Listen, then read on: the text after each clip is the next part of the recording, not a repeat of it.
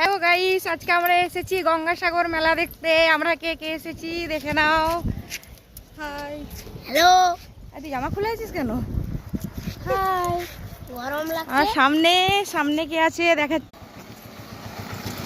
এখানে প্রসাদের দোকান বসেছে, এখান থেকে আমরা প্রসাদ নেব। মেলা হয়ে গেছে, মেলার পরে এসেছি আমরা। এখন আমরা চান টান করে এসেছি, পুজো দেব। এই যে গাইস মন্দির, এখানে আমরা পুজো দেব।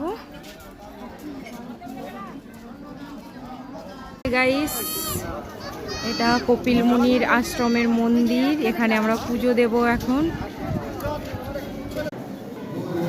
গাইস, পুজোর ডালা হাতে নিয়ে দাঁড়িয়ে আছি, এখন পুজো দেব। এখানে ঠাকুর আছে,